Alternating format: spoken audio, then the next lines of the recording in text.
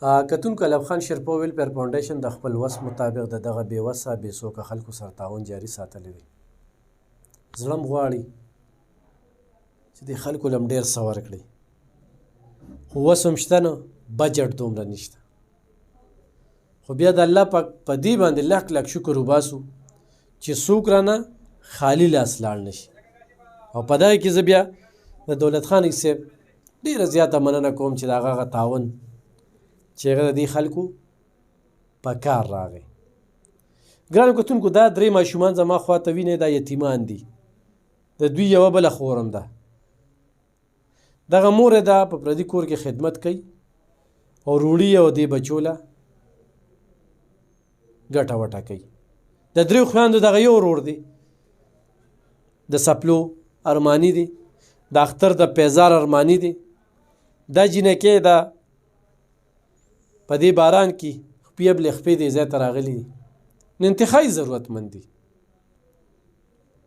بیا روجه په خولې باندې د څو کالونه دلته کې راځي؟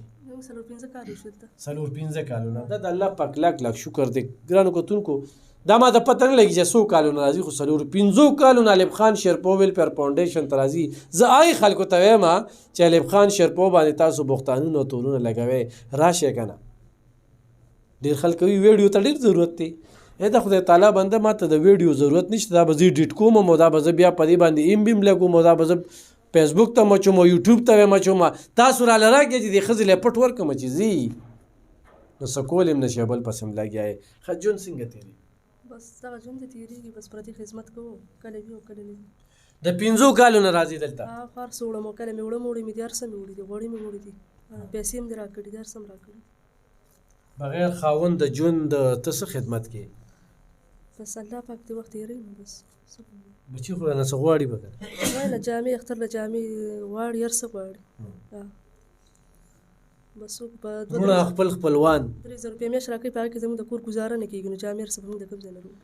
کاري کور کې اوسېږي؟ نه حلاله کور کې په خدمتو. خو خدمت نه کوې نو شړې دي. وړه جینۍ مې 24 ګنټې هلته بانډه ده او موږ له کار مال کوو. ګرانو کتونکو خو څوک داسې وي چې دې زنانه دپاره د دې ماشومانو لپاره د کپړې موبایل یې دې خلکو سره شته دی، نو دا خدمت یې کوي چې ورسره وي نو ما به باندې بوج دی چې دا ما له بیاړو راځي نو څوک یې سپانسر کړي او ژوند دې رواني.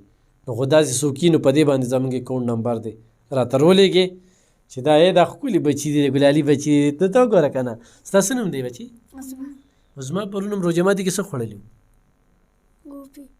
ګوبي. تا څه خوړلي وو؟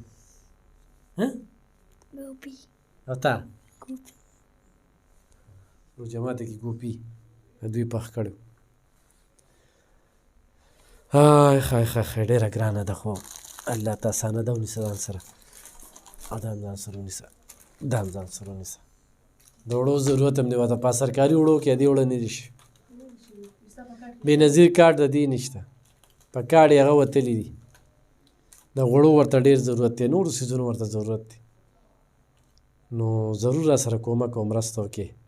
او زه دې ویډیو نه پس غواړم چې دې له زه لوبیا ورکړم، لوبیا چې دا ځان سره لوبیا مې یوسي.